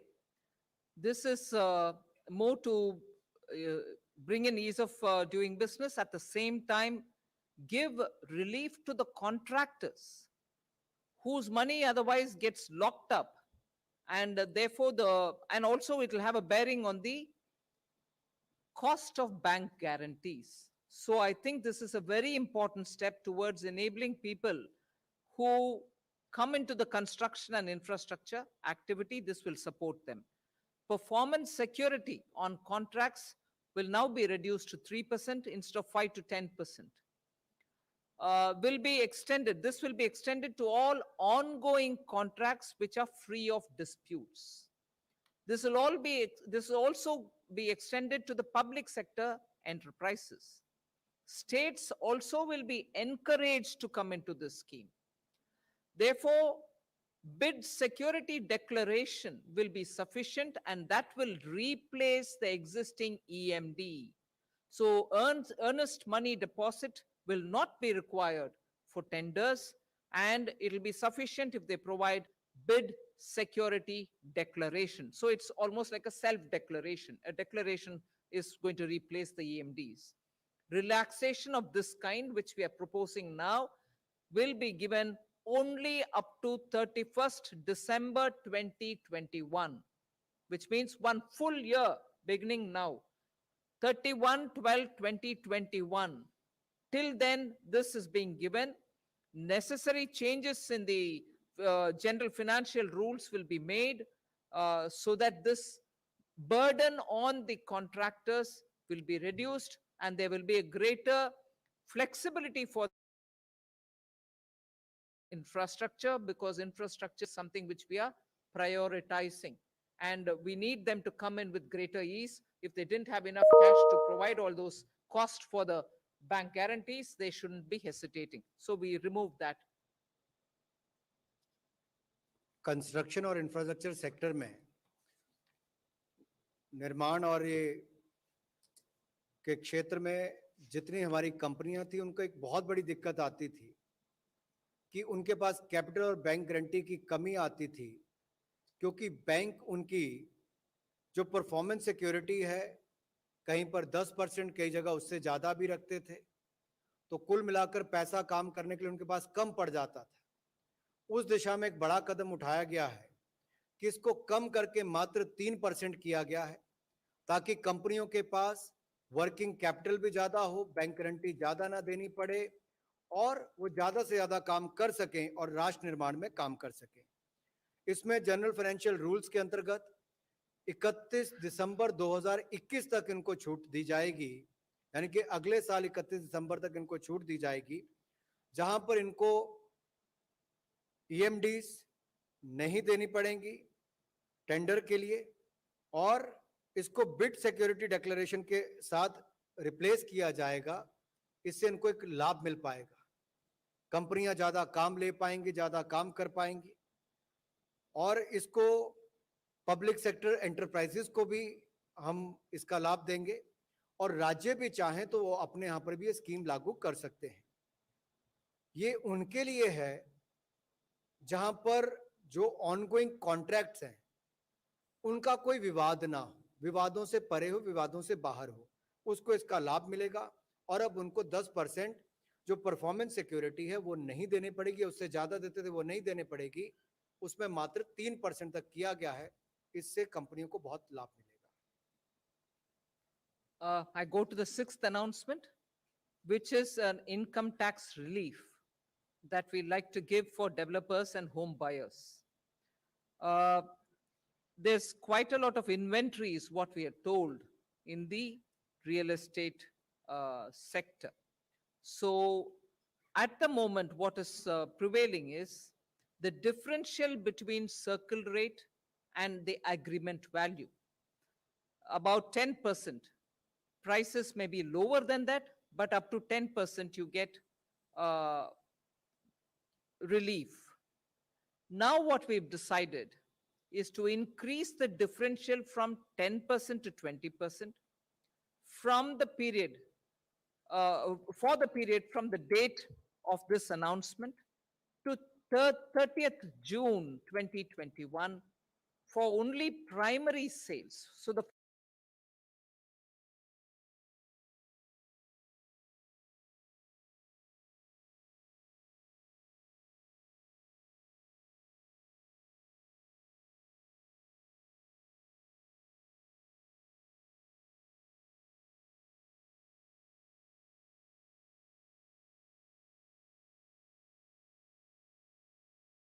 first sale.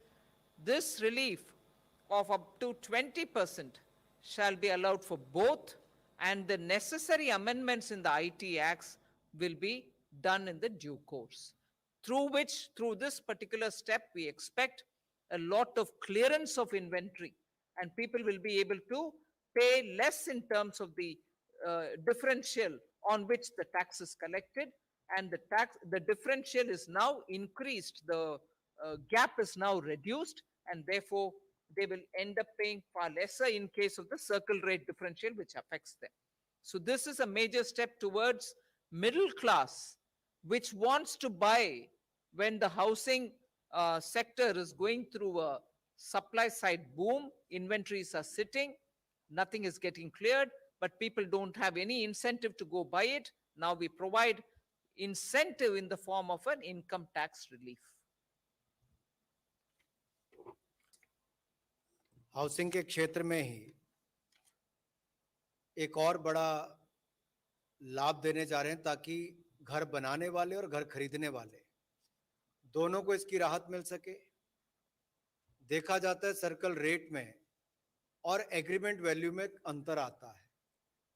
Income tax के धारा 43CA में, सेक्शन 43CA में अगर आप देखें तो 10% का ही उसमें प्रावधान किया गया है, अलाउ होता है इसके अंतर्गत।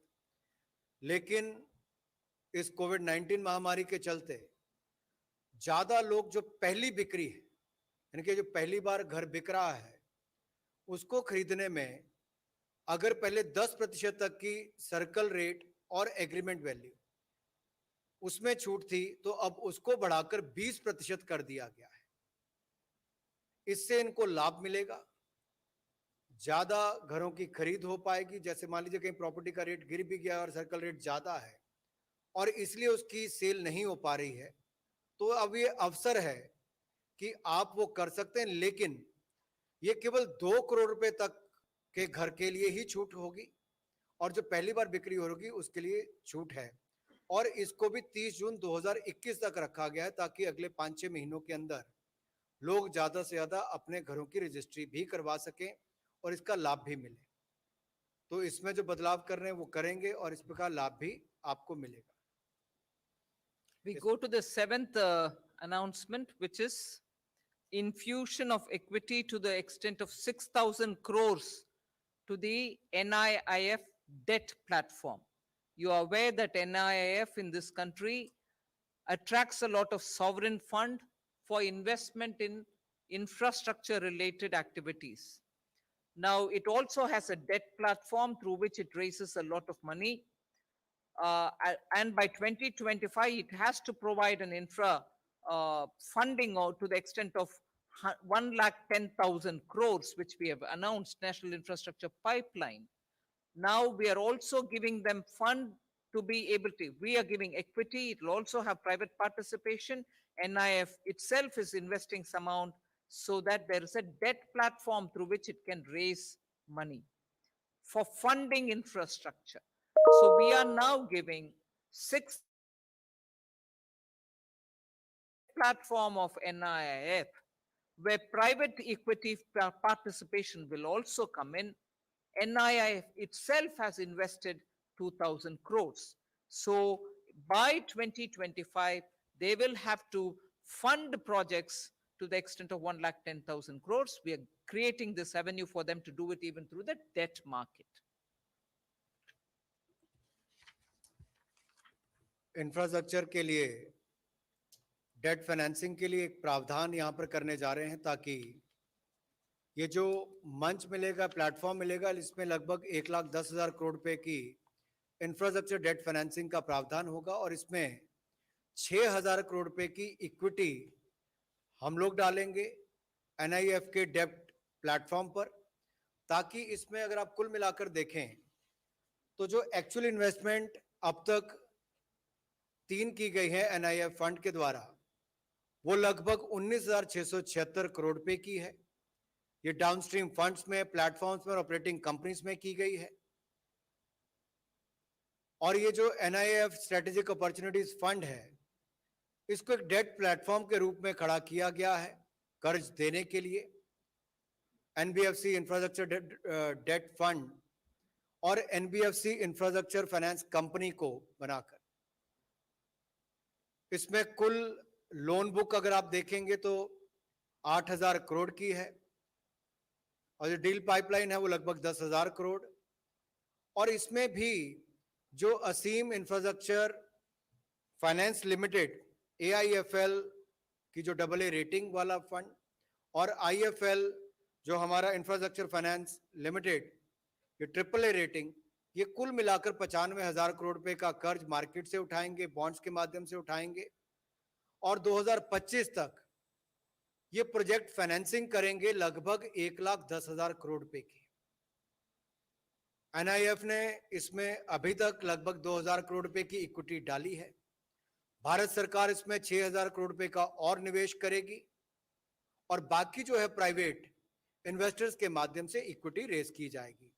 कुल मिलाकर 1,10,000 करोड़ रुपया इंफ्रास्ट्रक्चर प्रोजेक्ट फाइनेंसिंग के रूप में इसके अंतर्गत आएगा और ये एक बड़ा मदद देश में आधारभूत ढांचा खड़ा करने के लिए होगा।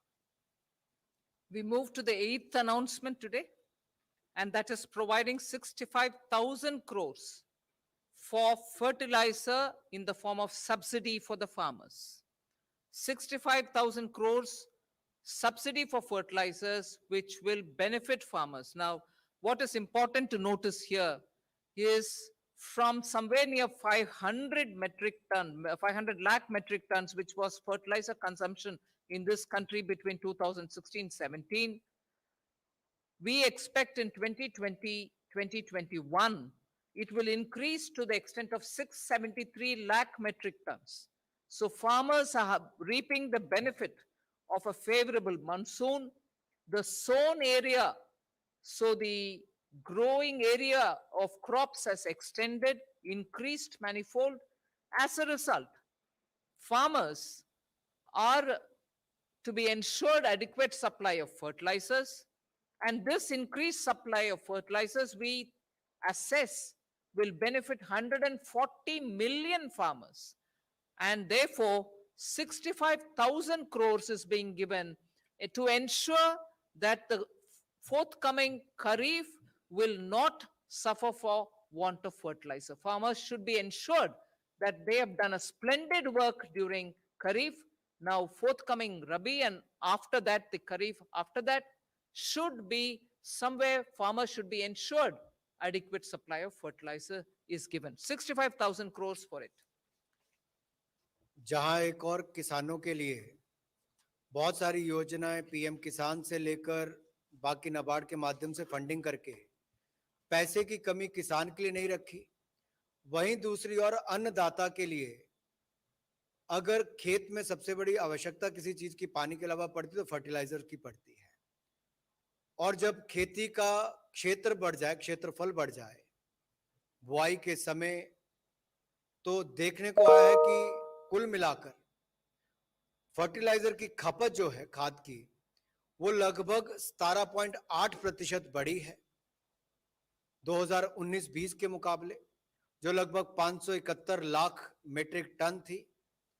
और एक बड़ा कारण क्या है कि बारिश भी अच्छी हुई, मॉनसून अच्छा रहा गई और कुल मिलाकर 2016-17 में जो फर्टिलाइजर की कंजम्पशन थी, जो खपत थी फर्टिलाइजर की, वो 499 लाख मीट्रिक टन से बढ़कर 2020-21 में 673 लाख मीट्रिक टन हो जाएगी। इसके लिए सप्लाई भी ज्यादा करनी पड़ेगी फर्टिलाइजर की, इससे उत्पादन भी बढ़ेगा कृषि का। और क्योंकि ये देश में सब्सिडाइज रेट पर सब्सिडी दी जाती है इसके ऊपर, ताकि किसान के ऊपर बोझ ना पड़े। ये जो 14 करोड़ किसान हमारे देश के हैं, इनको सब्सिडी देकर फर्टिलाइजर दिया जाता है। जब इनका क्षेत्रफल बढ़ेगा, खपत भी फर्टिलाइजर की बढ़ेगी, तो इसके लिए माननीय वित्त मंत्री जी ने 65,000 करोड़ रुपए का अतिरिक्त प्रावधान किया है, ताकि फर्टिलाइजर की कमी कहीं ना आए, खाद की कमी कहीं ना आए और आने वाले सीजन के लिए उसको बल दिया जा सके। I move to the 9th announcement. We spoke about formal employment. Now we are also talking about informal. You may recall that during the Garib Kalyan Rozgar Yojana, during the lockdown that we announced, 116 districts were brought together where the migrant laborers had gone back 25,000 was the minimum number of migrant laborers who had reached those districts, for whom money was spent, and 37,543 crores have been spent till date on that. That scheme ended as of October 31st, if you remember correct. That was only for a limited number of days. We have spent that kind of money in those 116 districts. Now, this Garib Kalyan Rozgar Yojana had brought together the Mahatma Gandhi National Rural Employment Guarantee Scheme and also the Garib Pradhan Mantri Gram Sadak Yojana. Both of them were also brought together so that rural employment can be encouraged. You remember that in the budget, we had announced something like 61,000 crores for Manrega. We also gave a 40,000 crore in addition during the Atmanirbhar Bharat 1.0 announcement. So with that announcement of 40,000 crore, Manrega had crossed 1 lakh crore outlay. Now what we are saying is also to underline the fact that out of that 1 lakh crore, 61,000 during the BE, 40,000 during Atmanirbhar Bharat Abhiyan 1.0, both put together over 1 lakh. Of that, 73,504 crores have already been spent and 251 crore person days of employment were generated. 251 crore person days of employment was generated, and this is in the informal sector. Obviously, people getting covered there are informal workers. Now we announce this 9th announcement is for another additional outlay of 10,000 crore. This will be part of the PM Garib Kalyan Rozgar Yojana. It can be used for Manrega. It can be used for Gram Sadak Yojana to ensure that the rural informal sector doesn't suffer for opportunities. So this money goes there. This will accelerate the rural economy.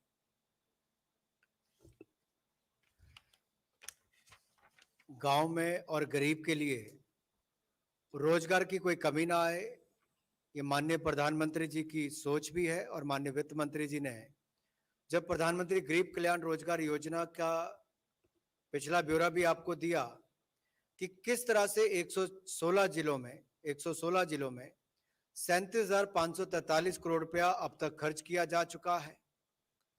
और इसमें प्रधानमंत्री गरीब कल्याण रोजगार योजना के साथ साथ जो समूहित किया गया है, जोड़ा गया है, मनरेगा को प्रधानमंत्री ग्रामीण सड़क योजना के अंतर्गत जो बाकी काम हुए, कुल मिलाकर अगर देखा जाए तो पिछले कुछ वर्षों में हमने मनरेगा योजना में, एमजी नरेगा में पारदर्शिता भी लाए, जियो टैगिंग भी की, आधार कार्ड के साथ जोड़कर बैंक खाते खोलकर सीधा उनके खातों में पैसा डालने का काम भी किया। इतनी पारदर्शिता लाए कि अब जो पैसा केंद्र सरकार का जाता है वो गरीब के खाते में जाता है। साथ साथ में बजट में वृद्धि भी माननीय वित्त मंत्री जी ने की। अगर 61,000 करोड़ तक खर्च किया, इस साल प्रावधान 61,500 करोड़ का किया था, तो पिछली घोषणा में माननीय वित्त मंत्री जी ने 40,000 करोड़ रुपए का अतिरिक्त प्रावधान किया कि इस साल 1,01,000 करोड़ रुपया मनरेगा पर खर्च होगा। अगर हम आज देखें कुछ महीनों के बाद, अब तक कुल मिलाकर 73,504 करोड़ रुपया मनरेगा पर खर्च किया जा चुका है। 251 करोड़ कार्य दिवस पर्सन डेज इसमें रोजगार उत्पन्न किया गया, जिसमें लोगों को लाभ मिला है और इस महामारी के समय एक बहुत बड़ी राहत के रूप में आया है। ग्रामीण क्षेत्रों में 73,504 करोड़ रुपया खर्च हुआ और अब इसको बढ़ाकर इस वर्ष के लिए जहां पहले 1,01,000 करोड़ किया था, अब 1,11,000 करोड़ किया गया, ताकि 10,000 करोड़ रुपया अतिरिक्त साथ में पीएम गरीब कल्याण रोजगार योजना में भी साथ में जोड़ा गया। I go to the 10th, just two more after that, 12 announcements. So 10th one, we will boost exports. And this is done through the additional 3,000 crores which we want to give the Exim Bank for promoting exports which happen through the lines of credit. What are these lines of credit? These are normally used by countries to which India extends this facility under the IDEA scheme, which is normally monitored through the Ministry of External Affairs. Now, when exports are mandated through it, most of the recipient countries, when they build something or when they use this money for various activities that they do, they could be getting Indian products, whether they are projects for railways being done somewhere, power projects being built somewhere. India helps them by providing goods from India. So railway projects, power, transmission lines, roads, or anything to do with transport, auto components, even sugar projects, all of them are supported. There are about 811 export contracts which are undergoing through the IDA scheme, and 10.5 billion US dollars are provided through the line of credit. Now, in order to facilitate Exim Bank undertake these line of credit activities and for promoting projects export, which happens, many of the Indian companies go and complete these projects there. They undertake a railway project or a power project. Many Indian companies go to do that, for which products from India are exported for those. Exim Bank facilitates this. So Exim Bank gets 3,000 crores just for this activity under LOC, line of credit.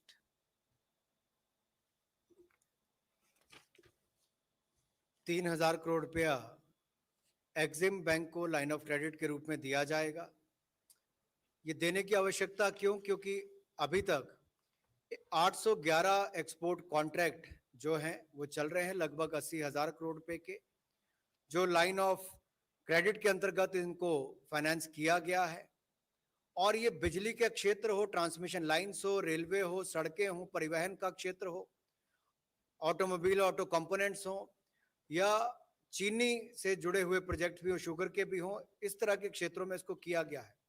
इससे भारत से निर्यात हो सके, भारत की कंपनियां वहां जाकर काम कर सके, जो देश इसको जो इसका रिसीव भी करते हैं, लाभ उठाते हैं, उसमें भी 75% तक की वैल्यू अगर एलओसी में यहां से आती है तो उसका लाभ भी मिल सके और आगे काम और बढ़ सके।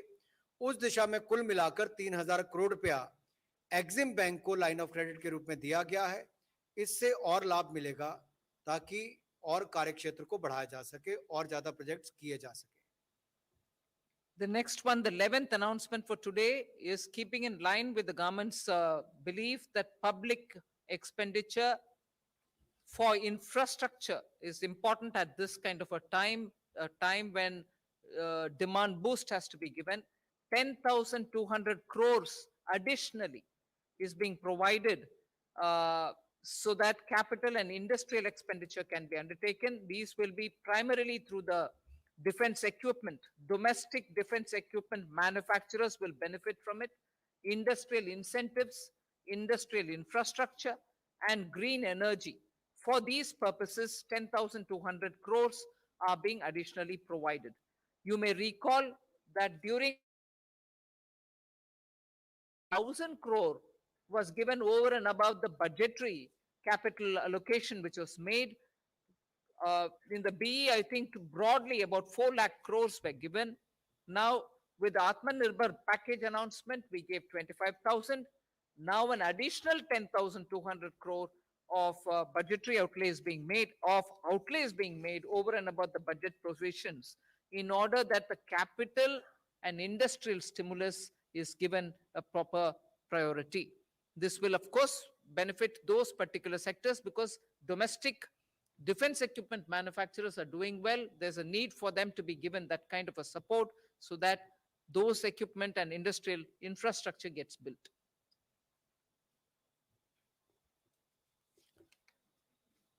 इंडस्ट्रीज को प्रोत्साहन देने के लिए, औद्योगिक बुनियादी ढांचा बनाने के लिए, ग्रीन एनर्जी का क्षेत्र हो या डोमेस्टिक डिफेंस प्रोडक्शन की बात हम करें, इक्विपमेंट की बात करें, तो उसके लिए विशेष तौर पर पूंजीगत और औद्योगिक व्यय करने के लिए, एक्सपेंडिचर के लिए विशेष तौर पर 10,200 करोड़ रुपए का अतिरिक्त बजट आउटले किया गया है, ताकि इस दिशा में हम कदम उठा सकें कि भारत में ही निर्माण भी हो, ज्यादा उद्योग भी लगे और उनसे हम बल मिल सके। जो हमने रिफॉर्म्स की बात की थी आत्मनिर्भर पैकेज में, उसी दिशा में जहां एक और डिफेंस मंत्रालय ने, रक्षा मंत्रालय ने लिस्ट ऑफ वेपन्स की बात की कि भारत के अंदर ही बनेंगे, विदेशों से इंपोर्ट नहीं होंगे, या बाकी क्षेत्र जिनमें रिफॉर्म्स लाने की बात कही थी वो भी, और बाकी औद्योगिक आधारभूत ढांचा बने, इन सब को मजबूती प्रदान करने के लिए अतिरिक्त एडिशनल जो हमने बजट आउटले किया वो लगभग 10,200 करोड़ रुपए का किया गया है, ताकि इसको स्टिमुलस के रूप में हम दे सकें, कैपिटल और इंडस्ट्रियल स्टिमुलस के रूप में। We move to the last, which is the 12th announcement for today. We provide not a very big sum, you may think, but 900 crores for research and development as regards the COVID vaccine development, which is happening.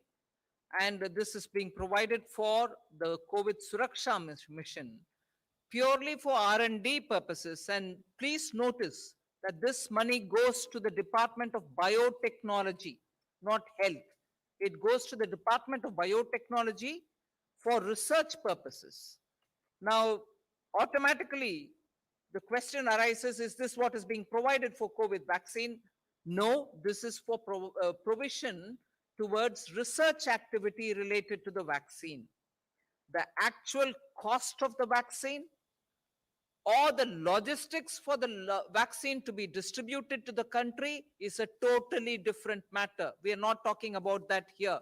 The actual cost of the vaccine or the logistics required for distributing the vaccine is totally different, and whatever is required for that, as and when it is required, will be provided. But this is totally a different purpose, and this is for research towards the vaccine development, which goes for the Department of Biotechnology. So that's my last announcement for today. Of course, after the Hindi, there's the one other slide which will tell you about the fiscal distribution table. Indian Covid vaccine के लिए, उसके शोध के लिए, उसके विकास के लिए Covid सुरक्षा मिशन के अंतर्गत डिपार्टमेंट ऑफ बायोटेक्नोलॉजी को 900 करोड़ रुपए का प्रावधान किया जाएगा। ये दी जाएगी ताकि वो शोध कर सके, विकास कर सके, रिसर्च एंड डेवलपमेंट के लिए दिया जा रहा है, ताकि उस दिशा में कदम उठाए जाएं और तेजी से काम हो। ये बिल्कुल मिनिस्ट्री ऑफ हेल्थ से हटकर है, हेल्थ और फैमिली वेलफेयर के, कि जब वैक्सीन आएगी उसके ऊपर जितना खर्च होगा उसको लाने ले जाने का वैक्सीन के ऊपर, उसके लिए भारत सरकार जो प्रावधान करना होगा पूरी दिल खोलकर उस पर प्रावधान भी करेगी। ये पैसा केवल 900 करोड़ रुपया बायोटेक्नोलॉजी डिपार्टमेंट को दिया गया है कोविड सुरक्षा मिशन के अंतर्गत इंडियन कोविड वैक्सीन को बनाने के लिए, शोध करने के लिए, उसके निर्माण के लिए, विकसित करने के लिए। So we now go to the much looked up to kind of a table. What is the money? You have it there before you. The 1,45,908 was something which partly got announced yesterday, but that is also because yesterday the cabinet had decided, so we wanted to announce it immediately. But the figures are here. 2,65,080 crores. Okay, can we move to the next? The first announcement of PM Garib Kalyan package, 192,800, 1,92,800. Atmanirbhar Bharat Abhiyan 1.0, 11,02,650. PM Garib Kalyan Protsahan Anna Yojana, extension of 5 months from July to November, 82,911, although the scheme ran from March itself. Atmanirbhar Bharat Abhiyan 2.0, which was announced 1 month ago, 73,000. So this package, Atmanirbhar Abhiyan 3.0, 2,65,080. 1, 2, 3, 4, total is there. RBI measures which were announced as of 31st October, you have 12,71,000 something. Totally 29,87,641 crores. Now, for those of you all who very quickly would want to say, so what did you do? How much did RBI do? I just give you a quick back of the envelope calculation. You may go back, do your homework, and come back to cross question us. You're welcome. Total of 15% of the GDP is what has been given here as stimulus till today. Total of 15% of the GDP. You may divide that between the government and the RBI. Never mind. Just the government, 9% of the GDP. With that, I conclude. Thank you. Thank you very much, ma'am. 26, we take questions. Good afternoon, ma'am. Shishir from Hindu Business Line.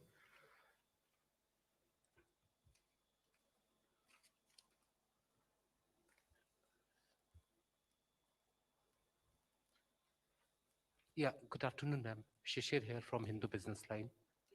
Yeah, ma'am, about emergency credit guarantee scheme that has been extended till March 31st. So will the limit of 3 lakh crore will also be extended?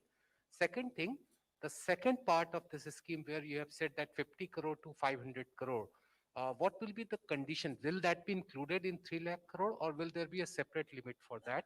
And what will be the rate of interest for 9.25 as you announced earlier, or will there be any change?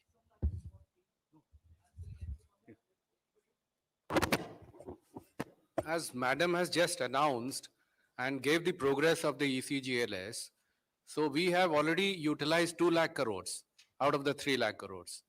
And basically this money went to the smaller units and the individual businesses. So that kind of segment was covered. Now we have almost a headroom of 1 lakh crore. So the 26 stress sectors which have been identified by the Kamath committee is the one who are actually needing the money. So with this, diverting or, getting them also into the fold will help a large number of these sectors to get the working capital term loan that may require. And we have capped it at 500 crores and health sector is also included. So 20% of that. So as of now, we feel that this should be adequate to cover whatever we are targeting. But as we go along, we will assess and then come back. Thank you. 102. Beg your pardon? Rate of interest. Rate of interest, everything conditions remains the same excepting for the conditions that Madam mentioned, that the moratorium and the tenor of the loan goes from 4 to 5 years. And there's also one difference that we have aligned the stress sectors with the Kamath committee recommendation, which is, only the SMA 0 gets covered or the standard accounts who are paid on as on 29th of February. Whereas for the smaller units, that is MSMEs, we had allowed SMA 0 and SMA 1, which is 60 days past due. Ma'am, Sapna Das here from CNBC TV 18. Ma'am, two quick questions. The 65,000 I think crore... one question, restrict to one question. Yeah, okay, combined. Sorry. 65,000 crores for fertilizer is, ma'am, additional or it's part of this year's outlay? You to repeat your question, it's getting a bit muffled. Crore allocation for fertilizer is additional or part of this? And ma'am, one broader question. You spoke about the Moody's reassessment of growth numbers for this year as well as the next financial year. Of course, FY22 they have given a kind of a lower number. But what's the kind of estimate that we are working on as of now? What would be your reassessment of the Indian economy outlook? Can we focus on the stimulus announcement today? And are we out of the woods yet or still some distance to go? Hasn't my first slide explained it all? It's everything. So I think I've Thank you. answered your question on that. And that particular first question that you asked, yes, it is additional. Number 6. I'm Timsi Jaipuria, this side from CNBC TV 18. When we talk of the overall sentiment that cases are reducing, which is actually leading to a positive sentiment in the economy. What is your assessment from this particular stimulus package? What sort of an investment boost are you looking at? Because PLI will take some time and some of the measures are immediate. And what sort of a sentiment do you see in the economy for the remaining part of the fiscal? Because as we predictable. Timsy, one thing about the PLI, every time we announce it, we are conscious that it is going to take time. It's not immediate, we think. But I would want to say it is actually immediate. Look at the way the PLI first announcement for the three sectors which was made, and look at the response it has received. As a result of which, stakeholders in the other sectors felt that if they also had a PLI given to them, their sector will also get, a lot more robust. And the kind of investment which is coming into this country based on the PLI announcement for the mobile telephone operation and manufacturing. So PLI is a scheme which will run for long, medium term, but it has immediate impact on decision making for investment. Considering that in this country, we've also, I have the finance secretary sitting next to me, who took the first major milestone decision of reducing the corporate tax. That together with the PLI has actually rushed in a lot of investment into this country for those sectors, which were 3 in number. Now we expect the same response for these 10. 33. I think there are a large number of questions. We from are your side doing here. everything to improve Hello? the sentiment. You should tell me what is the sentiment you're getting in the ground. Okay. Yeah. Yes. the Good response afternoon, answers. ma'am. Yeah, This 33. is Mukesh Kaushik from Dainik Bhaskar. You just informed us that rupees 25,000 crore were provided to as additional capital expenditure to Ministry of Transport and Ministry of Defense. Can you tell us what portion out of it is being provided to Ministry of Defense? And was it necessitated because of the current standoff going on at LAC? And can you give us an estimated amount of subsidy which would be given on account of EPFO contribution in category of 24% and 12%? Let me first clear the first question that you had in your mind. Giving that kind of money for the defense, particularly for production, domestic defense production, has been on its own steam growing substantially in the last 5-6 years. A lot of Indian companies are producing world-class defense equipment. Today, we want that sector to be able to grow and export. So the amount declared there, 45,000 crores, which you're referring to, was given with an intention that that defense production sector can grow and make India a manufacturing hub for defense equipments. That is the overriding reason. And the breakdown between defense and any other sector, I think gradually we'll share it. Do you have something? No, you can always. As regards the 25,000 that was announced 1 month ago, 10,000 was for the Ministry of Road Transport and 15,000 was for Defense Capital. And Defense Capital is for long-term purposes. The money is released this year for the purchase of defense equipment. It has no direct relationship with the situation on the border. 16. Manufactured in India. Manufactured in India, yeah. 16. Yeah. That is given in the table. You can see the figure of 4,500 crores, which is in the table that was shown here. Ma'am, I come back to the question about in terms of the announcement that you have made. This is the third package. Expenditures there, you have been working on the fiscal deficit. You're not going to be able to meet this target this year. How much is it going to go above? And second, most important, this money that you're borrowing from the market, where is it coming from? If you could kindly help us, because most people are concerned about in terms of how much will you breach the fiscal deficit? We are working on it. I'm sure sooner you'll get to know what is the kind of fiscal deficit number that we are wanting to give you after our calculations are worked out. And as regards where this money is coming from, Tarun had released a borrowing calendar. an amended borrowing calendar. So obviously we'll meet it out with that. 55. Good afternoon, ma'am. Ma'am, after you have announced the third Atmanirbhar package, in the budget, we had estimated total spending of about 30 lakh crores for this year. Will the total spending now go up by that measure, or there is still some time before we get that calculation going? Isn't the total spending going up already? You are seeing through the various announcements. It is going up. 13. Ma'am, this is Ruchi Bhatia from ET now. We have been hearing a lot in terms of the vaccine development as well. Pfizer, a day before yesterday, said that their vaccine candidate is about 90% effective. At a time like this, how is Finance Ministry looking at the vaccine developments, the news that we're hearing across the world? And besides that, the ECB chief yesterday also said that in light of the good news that we're hearing from in terms of the vaccine, the stimulus support will have to continue. Just want to understand how is Finance Ministry looking at the developments that we're seeing and the stimulus trajectory from here? No, I suppose all India is waiting for a good vaccine to come, effective vaccine to come, one or many more effective vaccines to come. And as I said, we are also spending money on R&D for vaccine, aside from what we'll give when the vaccine is ready for us to buy and when the vaccine is ready to be distributed. So the vaccine activity is going on its own steam, for which Government of India is trying to keep abreast of the developments.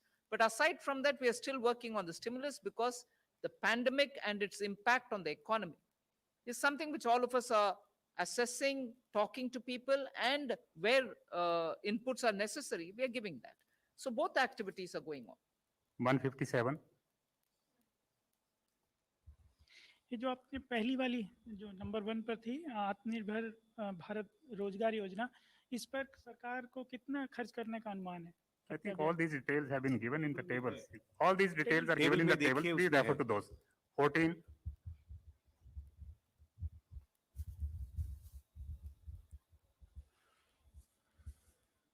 मंत्री जी, हमारा सवाल आपसे है कि आपने कहा कि 26.4 जो है वेंडर्स की एप्लीकेशन आई, तो उसमें आपने अभी तक जो लोन सैंक्शन किए हैं वो 13 पॉइंट समथिंग है, यानी सिर्फ 50%.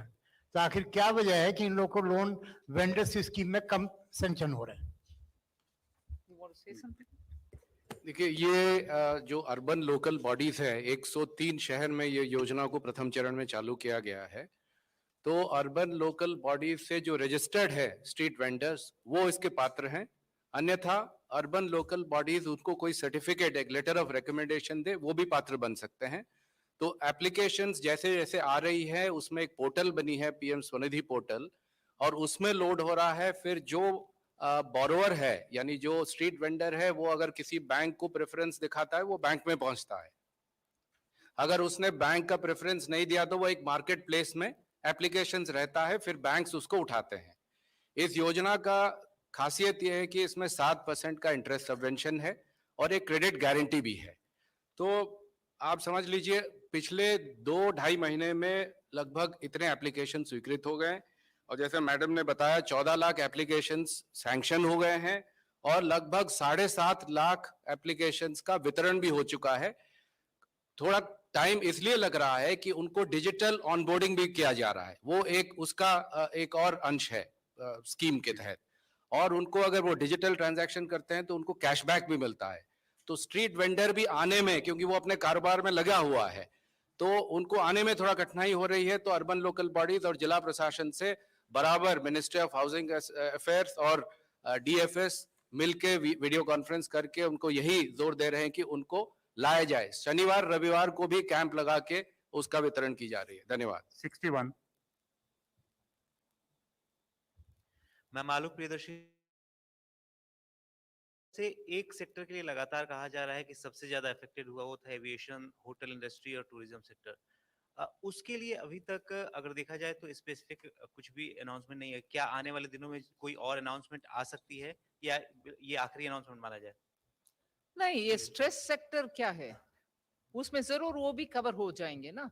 जैसे आप भी मान रहे हैं, कामत कमेटी भी माने कि ये स्ट्रेस्ड सेक्टर सबको 26 उन्होंने लिस्ट किया, हमने उसके साथ हेल्थ का भी जोड़ा है, सो उनको इसमें कवर हो जाएंगे। 15. मैम मैं मोनिका जी मीडिया से। मैम मेरा सवाल है कि इस पैकेज की घोषणा के बाद क्या अभी और कैपिटल डालने की जरूरत पड़ेगी सरकारी बैंकों में? हालांकि आपने 20,000 करोड़ रुपए का ऑलरेडी प्रोविजन किया है, और ये कब तक डाली जाएगी? मैं आज फोकस करती हूँ स्टिमुलस के ऊपर। 43. This question is either for Madam Minister or the Expenditure Secretary. So just to confirm, your budgeted estimates and fertilizer subsidies for this year was 71,000 odd crores and some change. So on the basis of good monsoon and extra area sown, you are changing that to 1.36 lakh crore, like 71 plus 65. Yes. In light of this and other additional expenditure, are we expecting additional borrowing announcement in, say, December or something?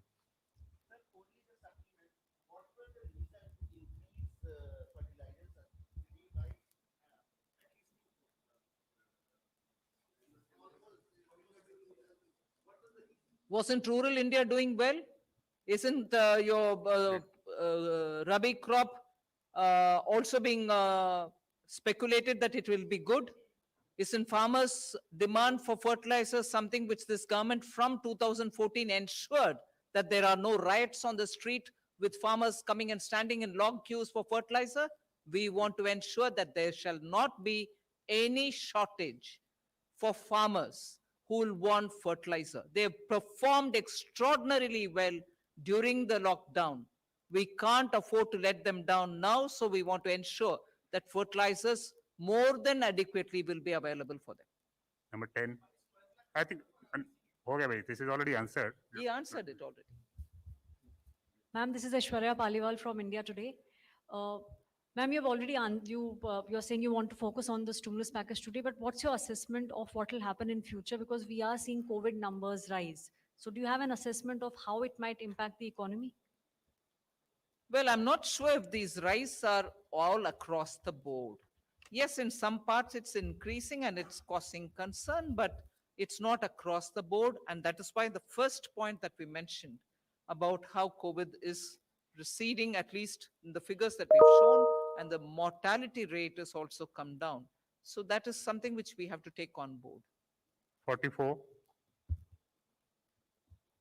Ma'am, on your fifth announcement, which is related to infra and the construction, which has been extended to ongoing infra contract, which are free from dispute, you said. Ma'am, with this regard, there has been issues from the investor, particularly foreign investors, with respect to enforceability of contract and the speedy dispute resolution. Do we see any particular, mediator or fast-track court settlement to deal with the infra-related contract, ma'am? You want to say anything on it? Yeah. It's essentially it is not part of this package. B, it's more a matter within the purview of the judiciary than of the executive. So I don't think there's anything useful that I can tell you today. For the settlement of these contracts, in fact, if you see that during the last 1 year, the number of special courts, Ministry of Law has been working with the respective high courts, and then they are setting up special courts only to handle this, the commercial disputes. You have something? Yeah, just to tell you to add to what Finance Secretary said, they are working, and in fact, if we look at the outcomes, the number of days that it is taking in the Bombay High Court has reduced considerably. And now we are also working with the Delhi High Court, where it has also come down, but we are working towards bringing it down further. So a lot of action has taken place on that front. A lot of courts have been notified as exclusive courts for settling these matters. या ma'am मैं मनीष कुमार हूँ news 24 news channel से इस तरफ ma'am अभी हाल में हमने देखा कि बिहार विधानसभा चुनाव के दौरान सरकारी नौकरियों को लेकर काफी बात की गई। आप जितनी भी घोषणाएं कर रहे हैं, लेकिन क्या सरकार इस बात पर मंथन कर रही है कि सरकारी नौकरियां जो अलग अलग पद विभागों में जो पद रिक्त हैं उसको भी भर्ती किया जाए जिससे कि रोजगार का सृजन हो? क्या इस पर सरकार गौर कर रही है क्या? Point taken. 82. Hi, ma'am. Ramya from the print. I just wanted to, ma'am, I just wanted to check with you that yesterday the RBI also talked about the unrelenting pressure of inflation and, said that it's a major downside risk to growth. So is there any more inflation management measures that we can expect from the government? Also, the PLI scheme allocation of 1.45 lakh crore, it will be spread over the next 5 years in I terms think of budget yesterday it is allocation. already explained. All details are given in the public domain. Last question, 11. Just on the point of inflation, strictly the perishable goods are the ones which went up. And on the perishable goods, it's more because of some districts which got flooded. There are just not short-term, but medium-term steps which are being taken by this government for better preservation of perishable goods, long shelf life, and so on, and providing a lot more weatherproof storage, particularly for crops like onion and potatoes. So I think that every season, we do face this in India till such a time, I suppose, we come up with a complete, elaborate system of storage for these crops. The government is working both on short-term and also the medium-term steps on it. Import where necessary for the short duration, and for the medium term, enough investment is being attracted with great incentives being provided for agri-infrastructure, if you may recall, particularly during the Atmanirbhar that we've announced for creating of agri-infrastructure. With that, I suppose we'll be able to address that question. Last question, Ma'am, this is Krishnanand Tripathi from ETV Bharat. Though the active cases have come down and fatality rate has also come down, but some European countries are witnessing a second COVID wave. And Prime Minister himself said that jab tak dawai nahi, tab tak dhilai nahi. But in this round, you have not announced any specific measure for vast majority of countries poor. I Like think, cash, please like focus. cash This is a subsidy. health-related issue. Health Ministry is having a deeply. Will there be a separate announcement? Focus Because on they need today's some announcements. support to tide over the harsh winter. No, on the COVID, a health ministry is giving you periodically a No. brief. Food, fuel, and cash component that you announced as, in March, will it be extended so that they can tide over the harsh winters? Well, If there I've is second given you COVID wave. data till now. PM has announced the extension of the food security measures till November. So if there's anything, we'll come back to you. Thank I you just very- want to yes, take ma'am. one additional input which I'd given about establishments which employ 1,000 or below. And I said probably we'll be able to cover 95% of establishments in that. I've been just corrected by Tarun. It's not 95, it's 99.1% of all establishments will be covered by that.